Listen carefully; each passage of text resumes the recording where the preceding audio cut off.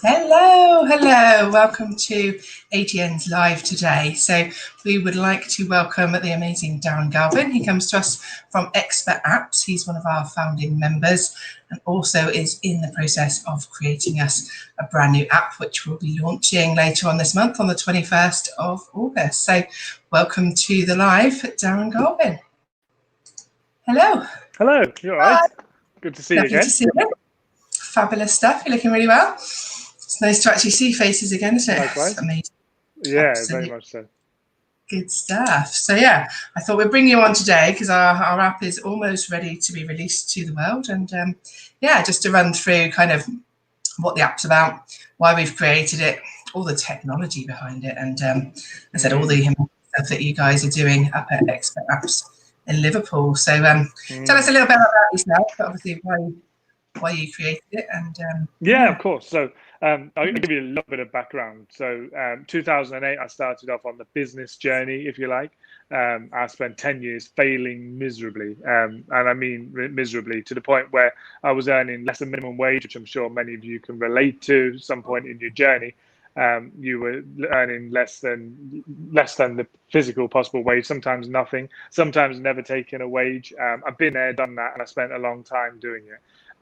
I didn't know any different, and I couldn't understand why I couldn't get out of this trap either. That was always in. Like, why couldn't I get out of it? Like, why couldn't I increase from where I was?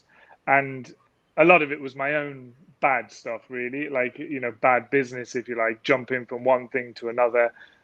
Literally not giving anything enough time for it to come to fruition. The whole thing about, they say about planting the bamboo, and was it 7 years later or something it comes up. I didn't understand any of that. For me, everything needed to happen there and then, so it was really difficult. And then 10 years later, May 2018, I embarked on the journey of Expert Apps, and I did so with a lot of mentorship and support. And it made me realize how important it is for people like yourself who are helping others to be able to communicate their message effectively and to be able to serve their audience. So that's where Expert Apps became the apps for experts. And it gave people the ability to be able to really channel their message and to support individuals. And I learned so much along the way. We went from that failing business to what's a very successful business now. So it's been an interesting journey for me. Lots of lessons along the way, which I'm happy to share. If anyone's got any questions or wants to know any of the raw detail, then feel free to ask. Absolutely, yeah. I think it's been interesting watching your journey, because I think I must have met you literally just as you started, obviously, your little venture. I think I met you up at Expert Empires, wasn't it, for the first time? And 2 years ago. Gosh, how time flies, eh? How time flies. But as I said, obviously, apps for me was something that I kind of really wanted to kind of get my head around. I'm not a techie person particularly, but I kind of really understood that actually this is a new way of kind of communicating, storing information outside of social media. Because I think for me, I get so distracted on social media sometimes that actually it's good to be able to kind of consume information and kind of create that space for experts to kind of really connect with their audience in a different way, and kind of seeing all the background stuff and the information that you can collate from there was really, really exciting, actually, which is why we've kind of with Ambition. Well, put in all. Sorry, go on. Oh, it's one of the reasons why I got a breaking signal. Oh dear, no worries. Yeah, one of the reasons that we've decided to create an app with Ambition Growth Network, really, just to be able to kind of bring that technology to the forefront and have a space where our members can really utilize all the information easily and have it on hand. Yeah, absolutely. And I think the difficulty is, like, look, I mean, apps have been, in 2000 and 2018, over 100 billion downloads were in apps. Now we're at 120. We're expected by 2024 to be 140 billion. It's just increasing massively, and that's without the COVID impact as well. So I think actually those numbers are going to be revisited, and you're talking a significantly amount more than that, because everything has gone app related now. And this is something I've been saying is coming for a long time, is digital transformation is on its way. And that if you don't embrace it as an additional income stream within your business, then it's going to hurt you because everyone else is embracing it, and then you're going to get left behind. The difficulty with this is, though, it's like, oh, that's all very well, but the options for apps has always been this, right? You get an app template builder, which, to be honest with you, no disrespect to those out there, they're not that good. They're like creating a glorified web page in an app, okay? Or you get the really high-level bespoke app element, design development side of things, and you're talking a six-figure investment. And it's not uncommon for people to invest 100,000, 200,000. So where we've come in is we've kind of gone a hybrid of the middle of those and said that we've created a platform that enables you to build out your own app and manage your own app. So it's like an app that builds apps, if you like. And that makes it now manageable for anybody to have an app. So anybody can go, right, okay, well, I can have an app and I can just get started. That's the key, just get started. Don't faff around thinking about what it can be in 2 years' time. Focus about what it is now. What's the bare basics that you can do? And that, to be honest, is a business lesson in just anything. Even our business journey from the start, when the first app we were creating was the property app. And I remember showing the prototype to somebody. And when I was showing them, I was so embarrassed by it. I was like, oh, this is awful. It's a prototype. And he just said, get it started, like get it out there, see if people want it. And it was one of the best lessons I learned. Yeah, it's always a good idea, I think, isn't it, to start now and get perfect later, isn't it? I think actually the journey, because again, we just don't know what the future holds, does it? And I think actually the technology and the way that people are consuming information is changing so rapidly all the time that actually, it's just about getting started and making that journey start. Because I think you look back 10 years, what you were doing 10 years ago, actually, if you hadn't made those steps to kind of come out and become self-employed, actually, it's those lessons that you learn along the way that build the foundation. So, but look at the evolution. Look at the evolution of this, Joe. I mean, let's put apps aside completely and pick something completely different in technology, right? So supermarkets, they brought out self-checkouts, right? And when they came out, we were all of us, pretty much everybody was like, oh, these are horrible. These are useless. Oh, excuse me, it's not working. And we would make a big fuss about the fact it's not working because it was a big disruption to our life. We like people serving us at the till. But actually, if you look at it now, if you were a major chain supermarket and you did not adopt this technology, you're probably going to find yourself in trouble because it's seriously reduced the costs. It's obviously, yes, it's had an impact on the salary costs. It's improved the experience of the user. It's given them a better streamlined process of going in and out the shop. It helps people that just want to buy a few items, which reduces the size of the queue. It enables them to reduce the product prices. Everything is a spiraling impact from this one thing. Now, when they first came in, they were a bit glitchy, a bit annoying or whatever. But look at them now, right? They're really good. And actually people like using them and just getting on with it. And I think that this is the point where the CEOs of those companies would have gone, no matter what, I don't care if I don't like this, it works, we need it. Simple as that. They don't make an emotional decision, they make a logical decision based on the fact that this is the way things are going. Whether we like it or not, we have to embrace it. People used to laugh at Frankie and Benny's that when you'd go into the restaurant and you'd pay for your meal on the table and you wouldn't need to speak to somebody. People used to laugh you get your app out and you pay on Frankie's and Benny's. Well, guess what? The future is now that. It's now happening everywhere. Pretty much every restaurant is ordering online and paying for your bill online while you're sat at the table. So all those people that laughed at those companies that were setting this up in the first place, are actually like, well, you should have embraced it because now it's going to hurt you because you didn't take action. Codes are definitely coming back, aren't they? It's quite bizarre, actually. I went out to, we went to Slug and Lettuce the other day and they had a QR code kind of attached to the table with an online menu. And it was all very, very streamlined now. And I think actually certainly a lot better, isn't it, from that point of view? You can see what you're ordering. You can do it in any language. It kind of takes the risk out of the person obviously taking down the wrong order. And I think actually, It's back to apps a little bit. It's all about obviously how we utilize technology, isn't it? And actually how we consume the information that we need. We all do it at different times. Sometimes we want videos, sometimes we want text, sometimes we want to obviously interact with people. And it's keeping that human kind of interaction as well within obviously the apps and kind of the technology that we're embracing to kind of build it together, which is why obviously what we're doing now, like on StreamYard or Zoom calls and things like that. So you've still got the human element, but you're utilizing the technology to now be able to talk with Dwayne. I'm in Plymouth, you're in Liverpool, and actually, yeah, it's fairly streamlined and efficient, isn't it? And then I think during lockdown, and speaking to people in America and kind of all over the world, and actually, it's bringing us all together through that technology, which is great. The thing is, technological evolution is a rapid rate, moving at a rapid rate. Now, funny enough, I'm watching Humans on Netflix at the moment, which is humanoids, right? They call them synthetics. Now, you look at that and think, wow, this is far-fetched. This stuff goes on, like China, Japan. They've got these standing there in museums, introducing people into the place and guides and here, go here. And you can walk up to them and you can ask them, you know, where's the painting of Da Vinci and whatever. And they'll tell you where it is. Like, this is real stuff that's happening. And unfortunately, people get stuck in their ways. Now, I always say, look, apps is one thing. Yeah, of course, I totally believe everyone needs to go and get an app. And anyone who doesn't understand why, because, you know, I see so many people saying, oh, you don't need an app, you only need a website. Well, they don't understand the power of apps. And like, that's where I'll have a conversation with them because, you know, just wake up to it. It's a completely different world.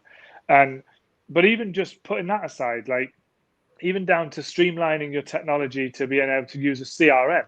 Like some people watching this video will not know what a CRM is. I didn't know at one point. I've learned it's customer relationship manager, where you store people's names and contact records and things like that. These things don't cost a huge amount of money either. It could be 20 quid a month, you know, but that 20 quid a month could be saving you hours, if not more. But yet you don't embrace technology. It's just shocks me sometimes. It really does. Unlike you, who for the Ambition Growth Network gets it and goes, you know, I'm on it. I think with change, as I said, obviously, it's one of those things, especially in the last probably 12 months of space, there has just been so many changes going on, isn't it, with the way that business especially kind of goes, obviously making tax digital, they're bringing in kind of all these new software, going away from the Excel spreadsheets and kind of the manual way of doing stuff. You can now take photos of your receipts. Receipts can be emailed to you. And there's so many things just within the business side of things that is really changing. And as I said, I think the only way that we can kind of go forward in life is to embrace that change, isn't it? And to adapt and to evolve. And I think obviously we're kind of looking back on history a little bit. We're in this kind of technology age now, where obviously evolution is really kind of going really, really quickly, isn't it? And I think actually there's a lot of really good stuff, some not quite so good stuff, but I think if we can kind of utilize the stuff. I mean, you only need to look at Yellow Pages and Blockbuster Video. Sorry, Yellow Pages and Blockbuster Video is a good example, right? Like, look at them. Like, where are they? You know, would you ever have imagined, if you go and ask your parents, grandparents, would you ever imagine that Yellow Pages wouldn't exist? Well, it doesn't exist now. Blockbuster Video doesn't exist. I remember the days when, you know, you used to go there to the shop, look at the shelves, pick a video and pay, and then you have to pay the late fees. And then innovation, this is real good innovation. Their innovation back then was, I know, let's put a post box on the door, and if anyone posts it during the night, they won't have to pay fees. That was amazing. That was innovation, and that was like top level innovation. So all these people didn't have to pay fees, and they were so excited, and this was a really clever idea. But then someone got a bit smarter than them and said, let's make it on-demand video, and look at Netflix now. You know, like that's the realism of it. And it might seem, okay, so that's not your business. What's your business doing right now to get the time back, to be able to communicate with people, to reach people like you can reach millions of people in one foul swoop rather than just the local area, because you've now got the technology to do so. I think it's about automating stuff, isn't it, and streamlining our processes and getting that reach. Because again, doing these kind of videos, and they can be watched for years to come. And it's about kind of creating content that could be consumed over and over again. And before COVID and before lockdown and stuff, I'd go on and do like real life talks and webinars and kind of go on stage.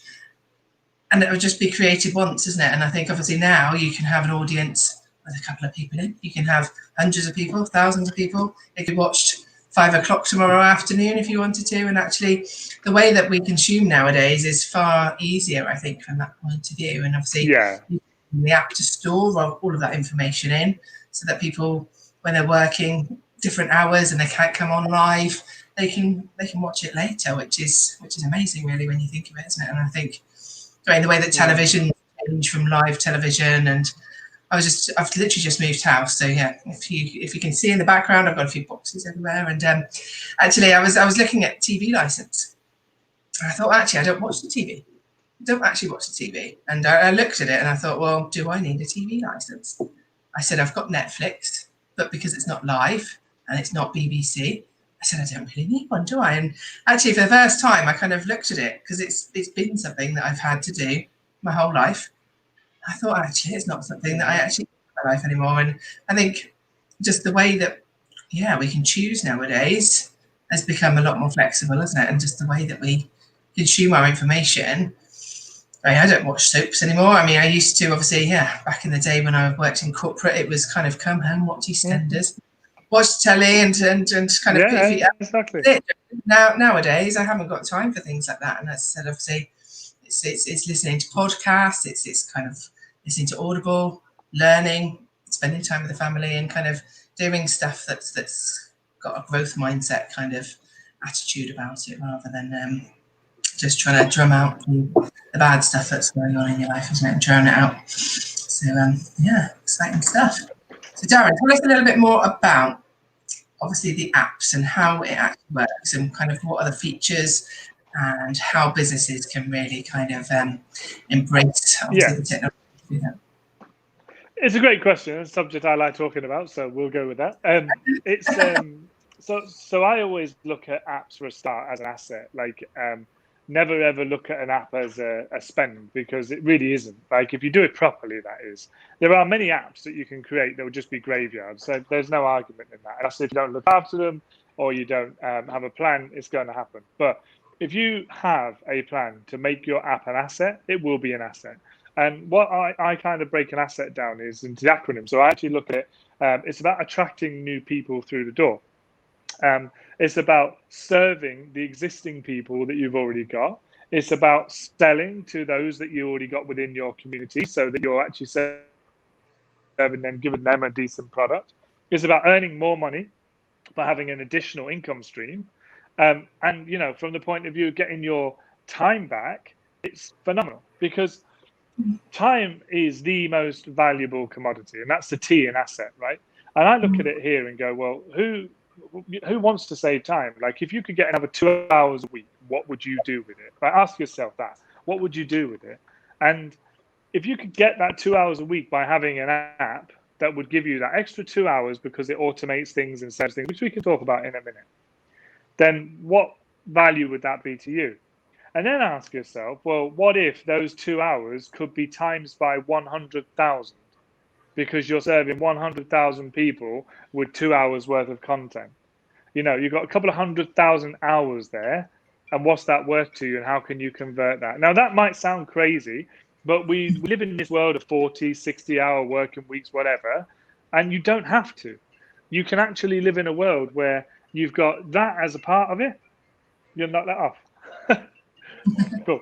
So you can live in a world where you've got that, or you can live in a world where you go, right, okay, well, actually, I can do this on a global level, and I can serve hundreds of thousands of people, and I can win from this. Like you guys, you've got an app there with a subscription model, very low subscription model, which gives people an amazing amount of value. And because of that amazing amount of value, that can be served to millions of people, and you can be making some serious revenue from it, So from the point of view of that, that's the business element of it, I guess. But then you've got to look at it from the flip side of the user. Well, put your hands up. Let's be honest. if you've ever used your phone on the toilet.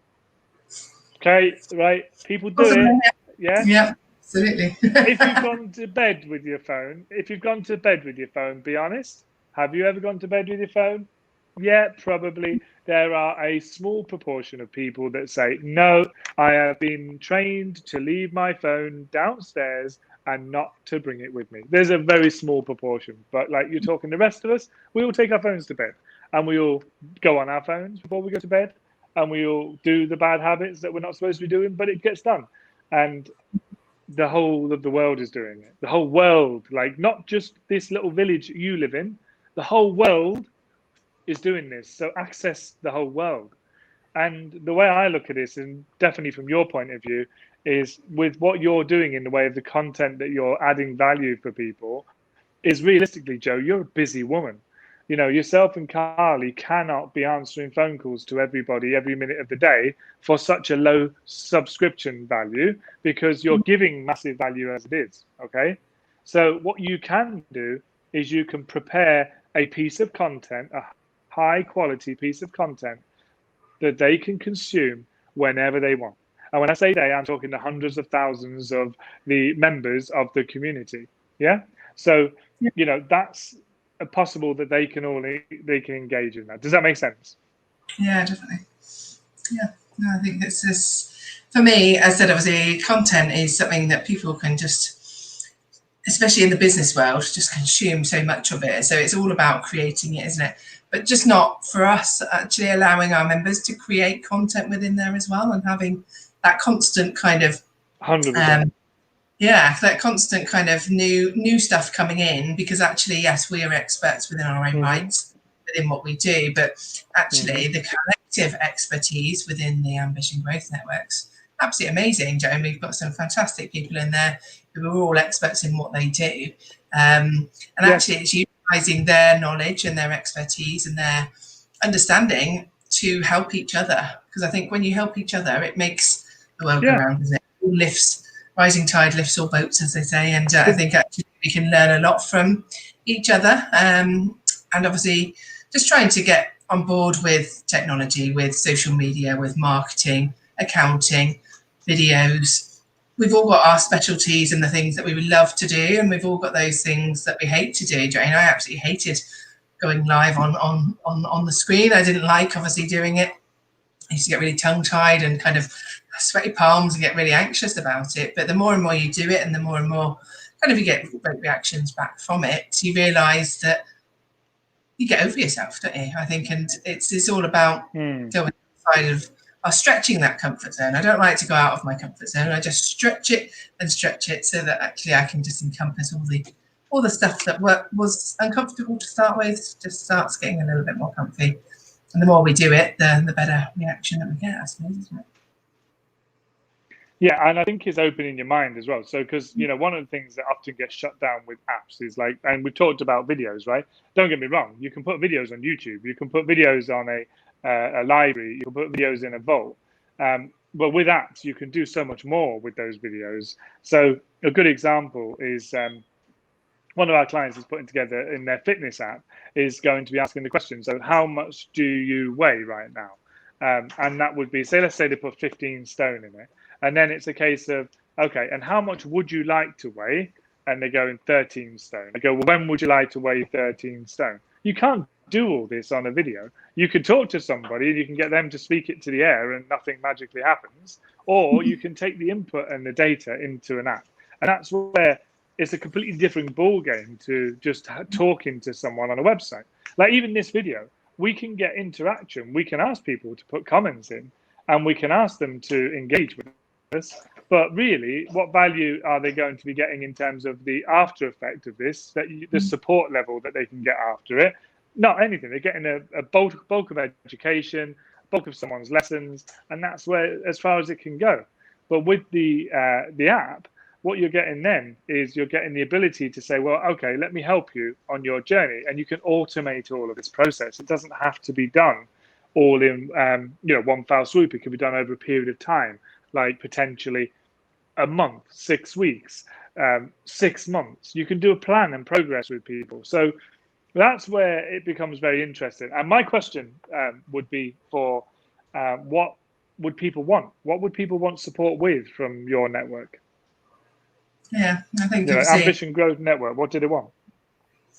Yeah, I mean, when we've had our members meetings, it's a variety of different support and help. And I think actually when we were obviously running the coronavirus business support group, having that amount of people and that amount of interaction and kind of the questions was a real eye-opener actually, because we had entrepreneurs and business owners from every sector, from all over the country, solopreneurs all the way through to kind of 7-8 figure company leaders, as well as county councils and things like that as well. And it was kind of a real eye-opener actually, because everybody had slightly different questions, but actually they were all based around the same sort of things. And a lot of them was all about obviously how to keep up with the changes, how to make sure they had some cash flow, and how to deal with employees and client strain. And they were all kind of based around those three elements really, but all very different questions from that point of view. But it's been interesting on the accountability, looking at what people want to be held accountable for and what they want to learn, what they want to develop within their business. And some people spend such a long time trying to get their website correct, but not actually doing the business. Other people concentrate too much on kind of the money and don't actually get the experience or the value correct. So it's kind of really just looking at your business holistically and making sure that that wheel and that cog turns nicely, because you've got to get all aspects kind of all singing in the same hymn sheet to actually make the world go round. So, I mean, we get lots of different questions. And as I said, obviously, we do those usually in our members' meetups on a weekly basis. Obviously, we've got a Monday morning one and a Thursday afternoon one. And people can come with their questions. We can discuss what they've been up to for the week and kind of really just pinpoint how they can kind of grow their businesses going forward. And as I said, it's eclectic and it's different. That's what it's about, isn't it? Yeah, definitely. This is what it's about, Joe, isn't it? Though the thing is, like I told you from the beginning of this video, 10 years failed miserably. Well, for a start, all right, I might have done a bit of networking, but I didn't know what I was doing. I was just going along, standing in the corner, not talking to people. I hated every minute of it. It was awful because I didn't embrace it for what it was. And in fact, to be honest with you, I was always on the take, which I learned, from how negative that is as well. Like I used to be, oh, what can I get? And now I realize that it's nothing like that. I mean, it's about building a network of community and connections around you. And, as one of my mentors, Nick James, would say, like, the more you connect, the more you collect. And he's absolutely spot on, because you've got, you've got to connect with those people. And you've got to realize that actually it's not the initial connection that you're connecting with. It's potentially the one you're going to do business with, but it's the other people that they connect you with. And that might take time. But if you don't embrace this and get into a world of people that are in business and all at different levels, from startup to 8-9 figure businesses, then you're just going to fall behind. That's my opinion of it. That's why I love being part of your network. Yeah, no, it's fantastic, isn't it? And I think actually it's all about building relationships, isn't it, with people, and not expecting it to be, yes, I'm going to do business with you day one, because actually sometimes you don't need it necessarily.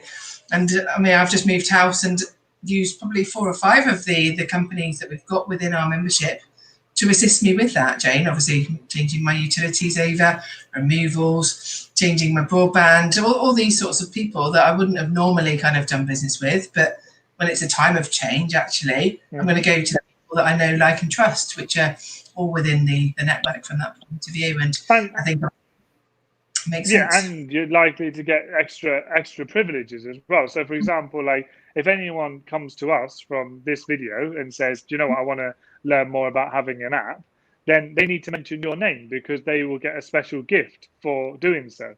But that wouldn't have happened if they hadn't mentioned your name. So by having that network of people, it's really quite powerful, because then you get to grow. Not only you get good deals, you get extra things, you get better connections. It's just worth having. Like, it's so important, really is. Yes, and it's that trust, I think, as well, isn't it? If someone that has used your services before recommends it to you, and they're within your network, it's not like the Yellow Pages. They're not just going to be a cowboy that disappears tomorrow. Actually, it's their reputation. think actually, I mean, in this world, 100%. reputation is so important nowadays, Jane. Obviously, people are constantly giving reviews, recommendations. If you end up with a 1-star review or kind of someone slating you for bad customer service or whatever you do from that point of view, it can take years to recover from that. And I think actually we've got to so really pay attention to it.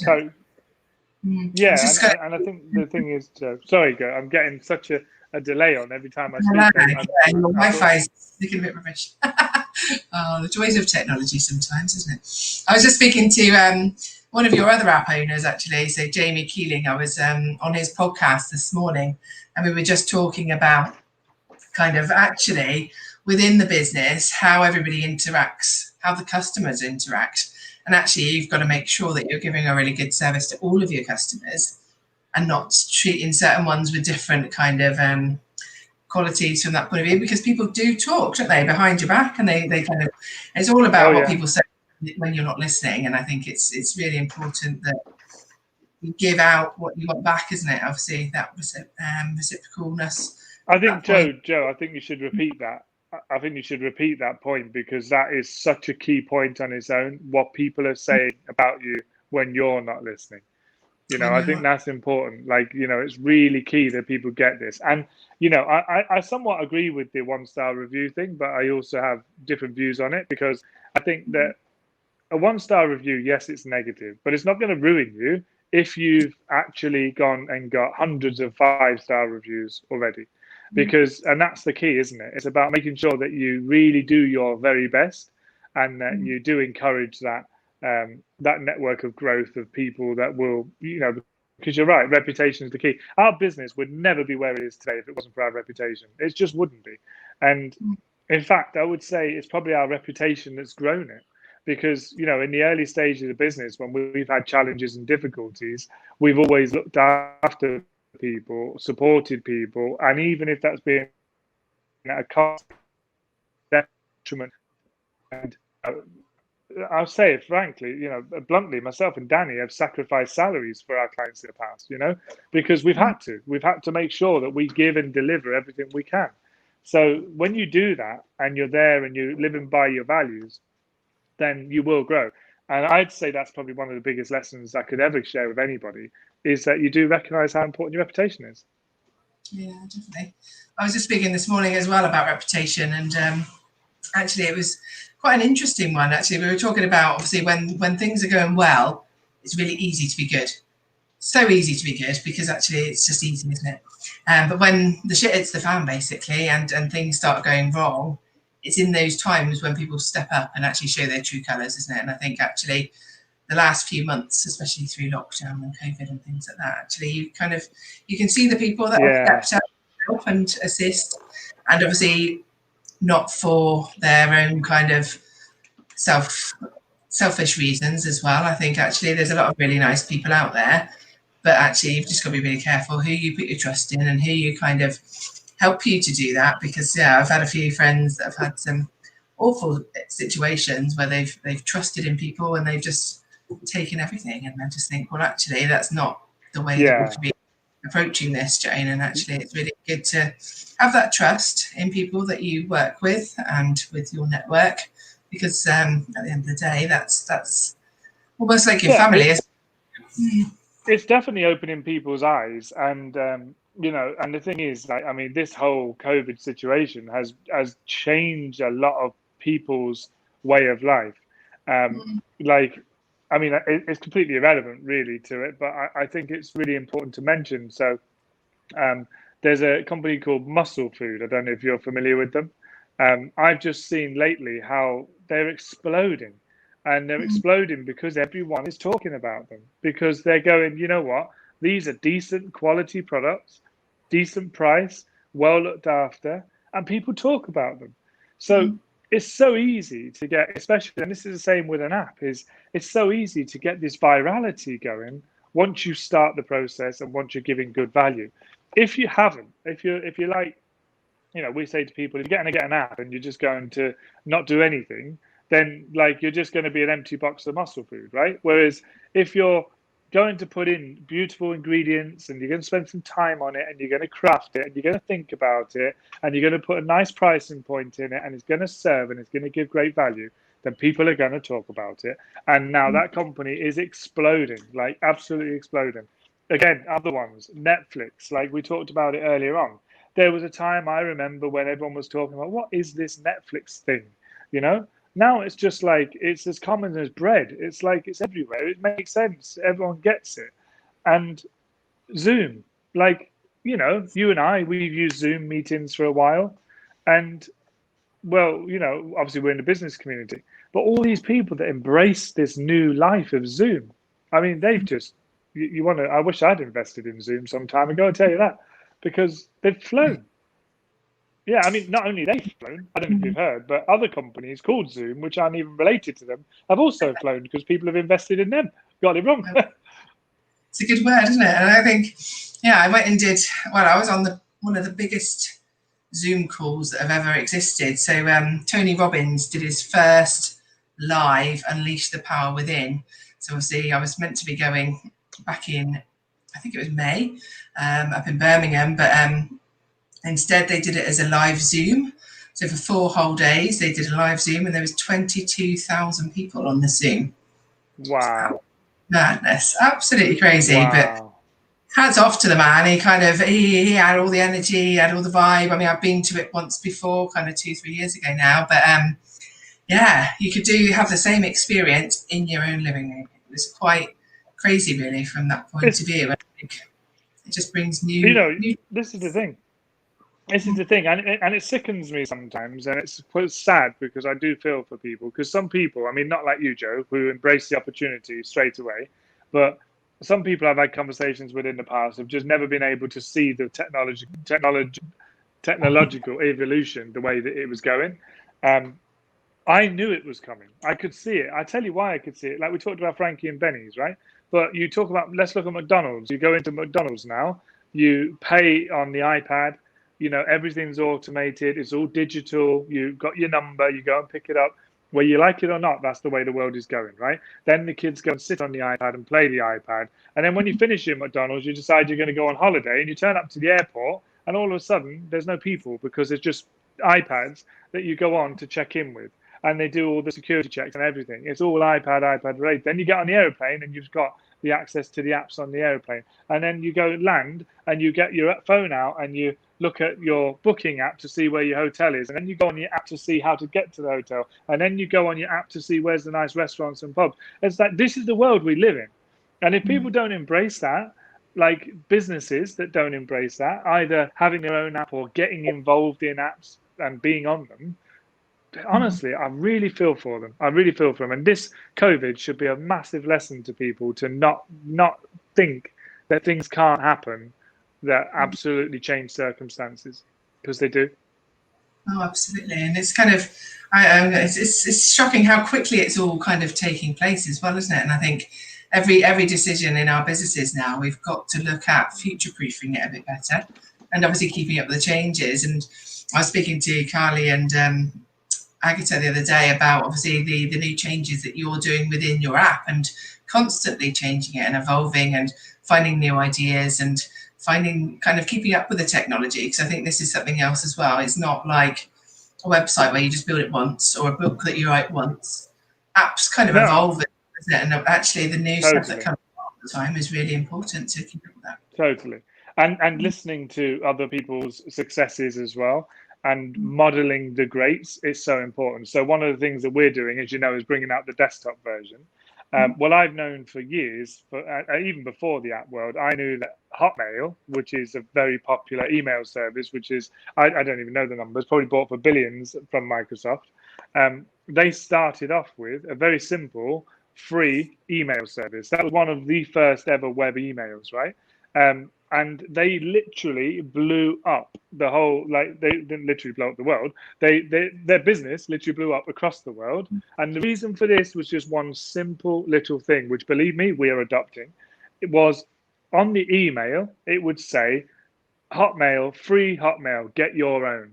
So every time you send someone an email, it would say, free Hotmail, get your own. So we're launching free apps exactly the same way. and they're going to be a very basic skeleton app, but you can choose to pay for add-ons if you want to do so. And this is going to be the same model that we're going to follow, and we're going to let the virality happen. And this is what you're talking about when you say about the evolution, is we're always looking at how can we improve. And you know, to be fair, 6 months ago, we weren't ready to scale at a mass level. We would probably have fallen on our ass, because like, to have millions of users in one hit is a lot to manage. But with COVID, the way that it's gone, we had thousands, then tens of thousands of people, and we managed to scale bit by bit, and we know we can handle the level that we're going to. But it's recognizing that in stages, isn't it? Remember I spoke about the beginning, about when I started in business and I didn't recognize that things take time. Like, we're into our third year. Myself and Danny, May 2018, we set this up. So we're into our third year. To me, I feel like this is forever. Like, it really is. It's so painful. Like, I feel like I've been 30 years at it, because time goes so fast in my world, you know? And I just want to get to the next level. Now, the old me, and this is a big lesson for anybody, would have gone, I can't do this. Like, it's just not taking off in the time I wanted to do so. I'm going to do something else because I think this is a better idea. And I would have gone. And I literally went from 6 months, maybe 12 months, 18, whatever. And I would just go from, no, it's not working. Try something else. No, it's not working. Try something else. Nothing never worked. And I wondered why it didn't never work, you know? Even this video, right? I don't know how many people are going to watch this video, right? But at the end of the day, if a network is new, starting out, it's going to take a while. When I started, I did the property show. Yeah, you remember watching the property show? Yeah. There was probably 3 people watching it in the beginning, and I honestly thought, this is just a waste of time. Why am I even doing it? Because nobody's interested in it. And then it became 30 people, then 300. And then maybe not so many people watching it live, but the views afterwards were great. And then because of the traction that we built, we suddenly got some really big names on the show. So when we were on the show with them, they shared it to their communities, and all of a sudden we grow. There's some people on there that have grown even bigger now, that are, I guess, more famous, if you like. So therefore, as a result of that, we're now being people coming in and watching them to learn a bit more about them, you know? So my other lesson to people would be that even whilst you're doing a live video and you've got one person watching, don't for a second think that you're failing. And the compound effect of this will be significant over time if you stay positive about it and you just keep going. And you might take 18 months before you're at the point where you go, it was worth it. Sorry, but if that's 18 months of your life, then if that's worth it for the rest of your financial freedom, or however you want to put it, go for it. Yeah, definitely. I speak to a lot of people who kind of come out of their corporate job type thing, and they're straight into self-employment, and they think that, yeah, day 2 they're going to be making millions of pounds. And I think, well, actually, how long did it take for you to go to university or to learn what you're doing right now? Normally it's 3 years just in learning.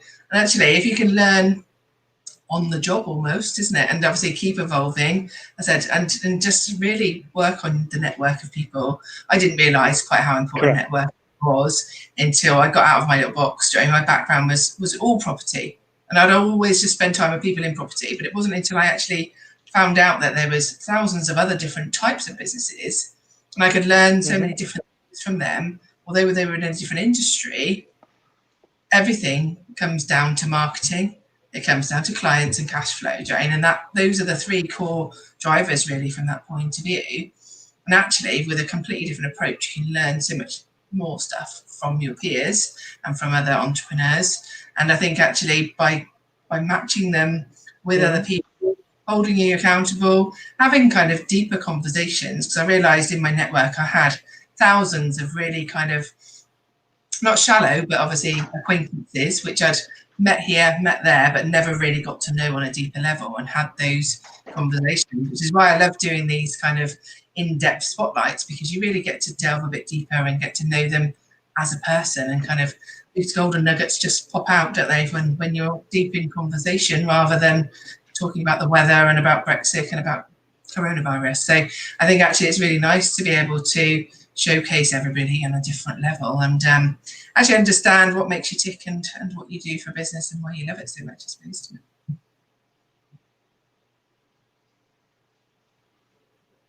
You Still a bit lagging behind? Yeah, so yeah, sorry, I caught up now. Yeah, so I got you then. So one of the things I'd say to that, Joe, and I'm conscious of the time on that as well. So I'll kind of make, I guess, my final point on this is that one of the things I learned was that when you go through this journey of business, you're right. There are people that join the self-employed world and think, well, okay, this can't be that hard. It'll be easy enough. I get a few contracts, I'll be all right.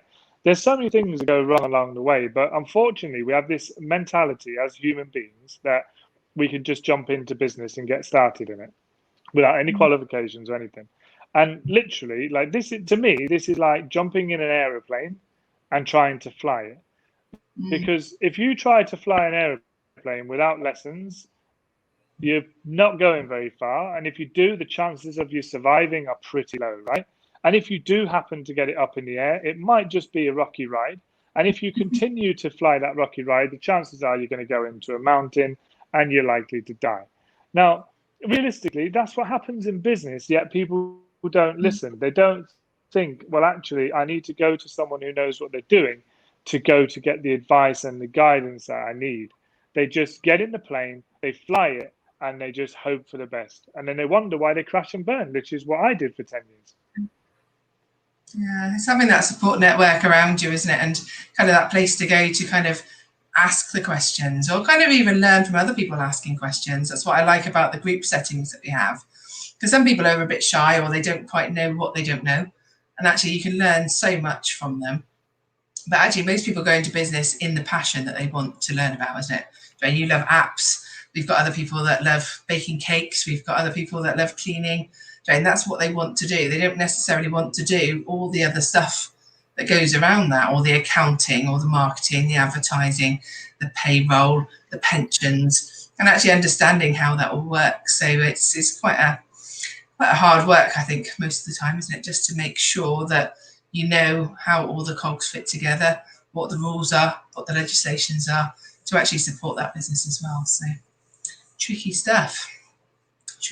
On my screen, you've got a bit still there. I think obviously, yeah, Darren has dropped out. Unfortunately, his Wi-Fi has been a bit tricky. So yes, so just to wrap up, obviously that was Darren Galvin from Expert Apps. We will be doing a couple of things within our membership group when we release the app, just so he can kind of show us how to use the app and all the good stuff that comes through from that point of view. So obviously do tune in, make sure you subscribe on our YouTube channel for any other people that want to obviously have a look at some of the other videos that we do. Darren's back in, there he is. Hello, hi, it's good to see you back. Wonder where you went there. Hi. I'm sort of back. Hello. I'm sort of back, but I seem to be like literally every other word being broken. So I see. The joys of rubbish Wi-Fi. Oh well, never mind. It's all good. Anyway, I was just wrapping up and basically just telling everyone that we'll be saving this on YouTube as well. And just wanted to say thank you ever so much, Darren, for coming on and sharing all your awesomeness with us today. So, if after we obviously finish this, if you could pop all your kind of contacts and stuff in the notes afterwards for people to be able to contact you if they are interested in getting an app or to find out more about obviously Ambition Growth Network, we'll pop those in the notes afterwards. So thank you so much, Darren. Okay, lovely. See you later. Thank you. Take care, Joe. Right. Take care. Bye-bye. Bye. Right, so I'll just wrap up now. Obviously, if you are interested in joining as a member for ATN, or if you know anyone in your network that would benefit from it, please do pop along to our website, which is ambitiongrowthnetwork.co.uk/membership. It's £36 a month, and we'll be launching our Ambition Growth Network app on the 21st of August. So take care. Thank you so much for tuning in today. Bye.